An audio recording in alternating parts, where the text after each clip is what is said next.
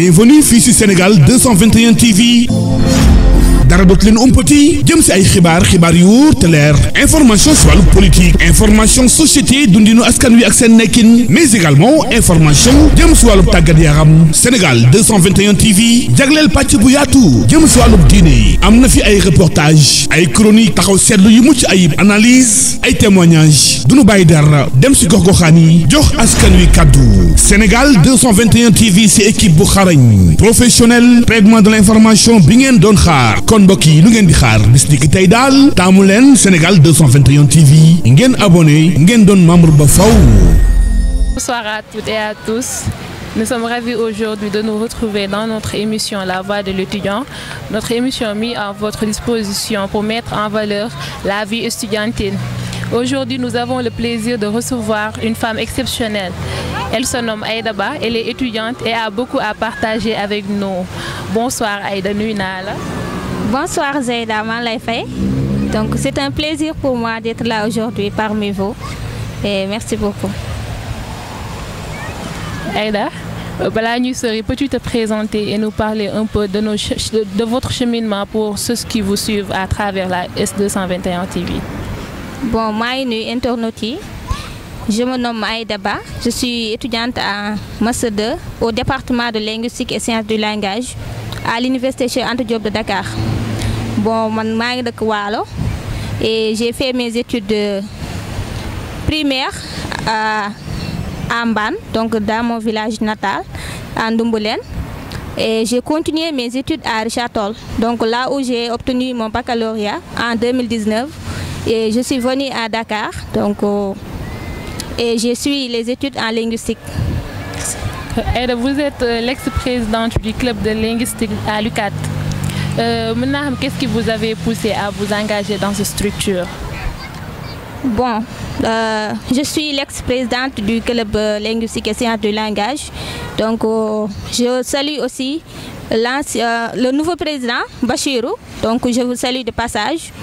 Bon, j'ai eu à diriger ce club par ambition et par amour en fait. Depuis que je suis venue à l'université et j'ai eu l'engagement de servir les étudiants du département de linguistique. D'ailleurs, je donnais des cours de renforcement depuis que j'étais en licence 2 et les étudiants m'aimaient aussi. Donc, je servais beaucoup les étudiants et raison pour laquelle ils m'ont choisi comme en tant que présidente du club en 2023. Aïda, am ay nouveau bachelier yu fi ñëw wala am ñu nekk fii di dégg club linguistique te xamuñ mooy lan wala lan moo lay signifier wala kañ la sosu ak maanaam historique bi carrément léegi peux-tu nous parler un peu de cette structure pour ñoom ñu gën a xam lan mooy club linguistique? Donc club linguistique est une structure qui a été créée depuis des années par des anciens du département de linguistique, donc les Sidi Mokhtar, donc le feu Baye Saliou, les Aline Badara Sow, et je les salue aussi de passage. Donc ce sont mes anciens et vraiment, ils ont beaucoup travaillé pour nous. Donc club linguistique, autrefois on l'appelait Serlisla et maintenant c'est nommé club linguistique et sciences du langage. Donc c'est une structure qui regroupe tous les étudiants du département de linguistique, de la licence jusqu'au master. Et c'est une structure aussi qui est là pour le bien-être des étudiants du département de linguistique. On fait des cours de renforcement, on fait des ateliers, on fait des conférences. Donc, on sert beaucoup les étudiants. Donc, du côté pédagogique, du côté social. Donc, c'est une structure vraiment à magnifier. Donc, on a beaucoup servi les étudiants du département de linguistique. Merci beaucoup. Aïda, si j'entends bien à travers vos propos, le club linguistique nekkul structure bu tuuti, structure bu mag la. Yow tamit tu es étudiante en même temps, nekkoon ex-présidente bi. Mën naa xam comment aviez-vous fait pour rallier vie estudiantine et le fait d'être leader d'une si grande structure? Bon, je pense que Zeyda, c'est pas quelque chose qui est tellement difficile, mais avec la détermination, avec la discipline, donc j'ai su gérer avec mon équipe aussi. J'étais une équipe très dynamique. Donc on a eu à travailler ensemble, le travail était collectif, donc mon SC et toutes les commissions. Donc on a su travailler ensemble. Vous savez, si on a un esprit d'équipe, un esprit de partage, donc ça ne sera pas très difficile de gérer une telle structure. Et je peux vous parler un peu, par exemple, les étudiants. Donc tout le temps, les étudiants ont besoin de toi et tu dois répondre toujours présente. Donc c'est un peu, peut-être que c'est un peu difficile de gérer, mais alhamdoulilah, on peut dire qu'on a accompli notre mission, vraiment. Aïda, ñu gis ne nekk leader d'une structure yombul parce que dina am ay problèmes wala mu am ay difficultés wala yeneen ak yeneen, mais malgré tout vous avez su gérer ba tey nga génn keneen jël place boobu noonu. Mais mën nga ñoo wax tuuti si sa ay difficultés yoo xamante ne ni yaa ngi ko doon jànkonteel pour ñi lay seetaan. Difficultés yi yenn saa yi du si ñàkk parce que parfois donc problème temps day am.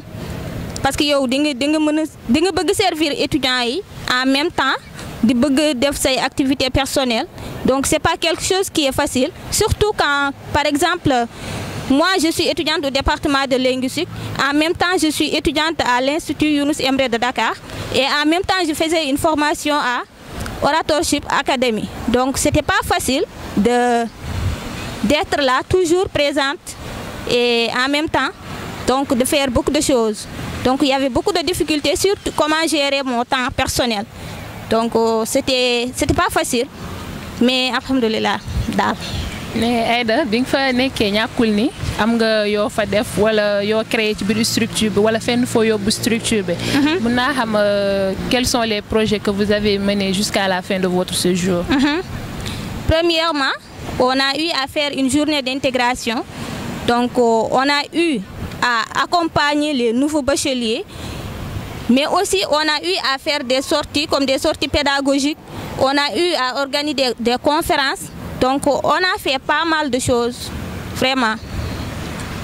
Mën naa xam yow yaa ngi ci biir structure bi ba léegi wala da nga génn bàyyi présidente bi wala da nga occuper beneen poste?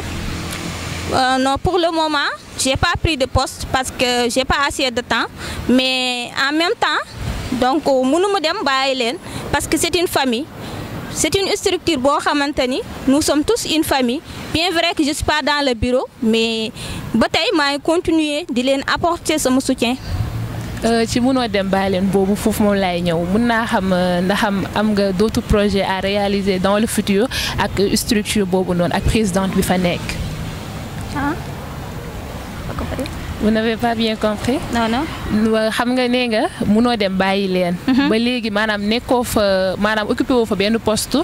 Mais yow nekk nga membre ci biir membre simple membre nii. Mën naa xam am nga yeneen projet yoo xamante ne nii bëgg nga ko def ak ñoom wala fii moo ngay yemale sa kii. Ah bien sûr, j'ai d'autres projets à réaliser avec eux. Donc ça ne se limite pas là. Je vais continuer à travailler avec eux, Inch'Allah.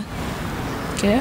Mën naa xam nga tey nga jiite structure parfois dina am ay programme yoo leen di def wala yeneen ak yeneen yoo leen di def loolu dafay laaj ay moyens de financement ba tey projet yi mën na fee nekk yeneen ak yeneen nekk fi mais su fekkee amoo maanaam financement bi du mën a dem mën naa xam par quel moyen avez-vous pu financer votre structure durant votre séjour?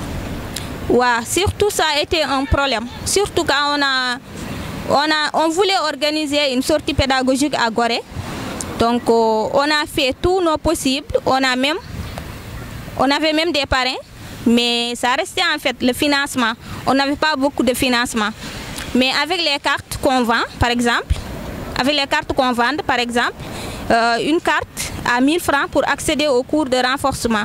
Maintenant, si on a une somme importante et on met cette somme-là dans la caisse qui va nous permettre de financer certaines de nos activités. Donc on a voulu organiser l'année dernière une activité culturelle au sein du campus pédagogique, mais c'était un problème financier qui nous a vraiment pénalisé. Donc c'est ça.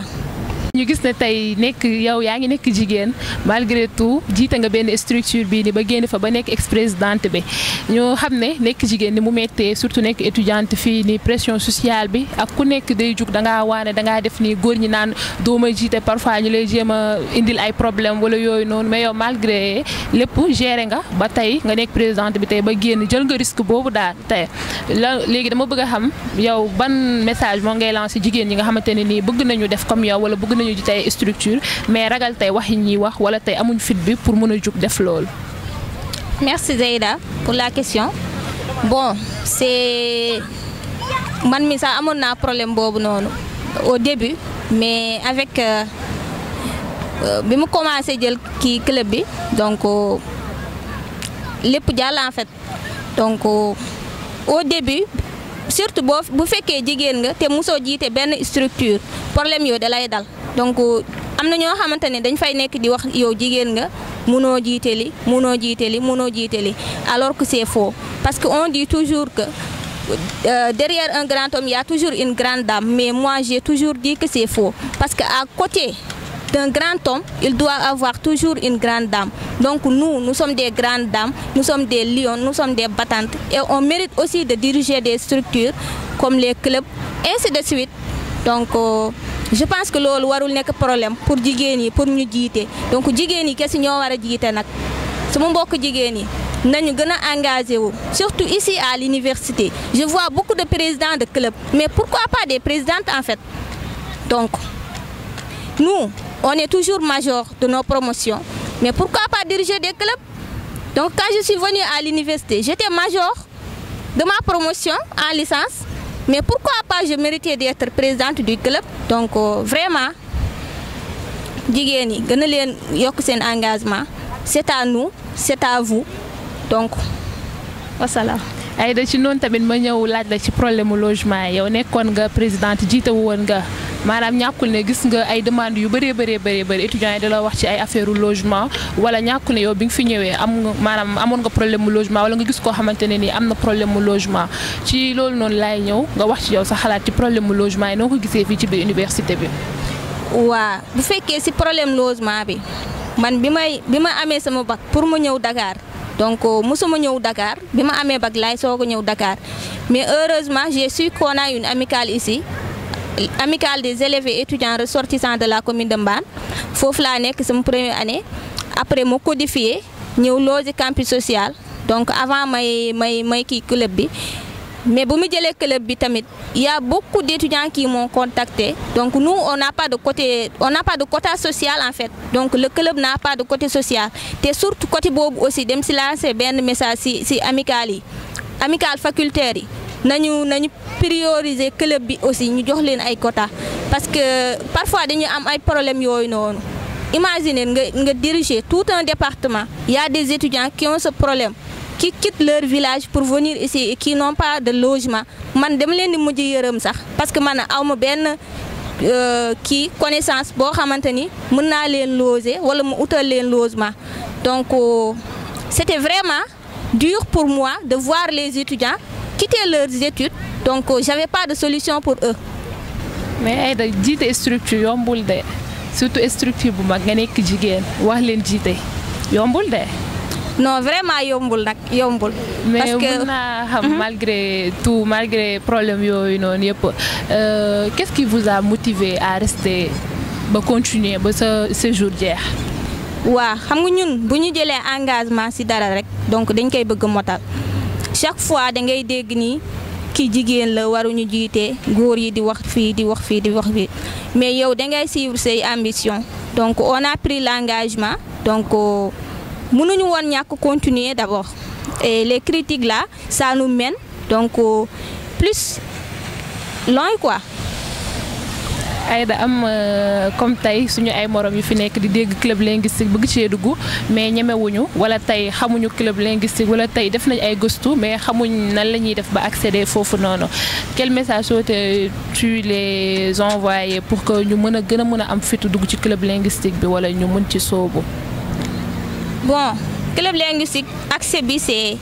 Je peux dire que c'est gratuit puisque vous avez acheté une carte membre à 1000 francs. Donc ça c'est considéré gratuitement.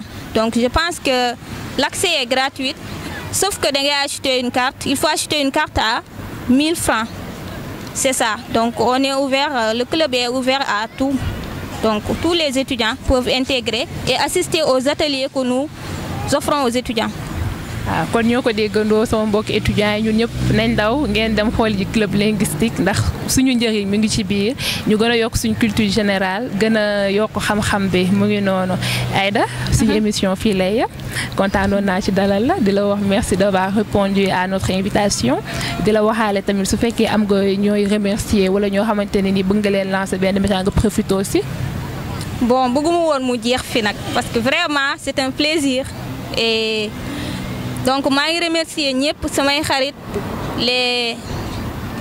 les étudiants du département de linguistique donc mes parents suñu waa village suñu waa dëkk suñu waa amicale aussi l'ARM les étudiants ressortissants de la commune de Mbane notre liste aussi la liste verte et vraiment je remercie tout ak internet.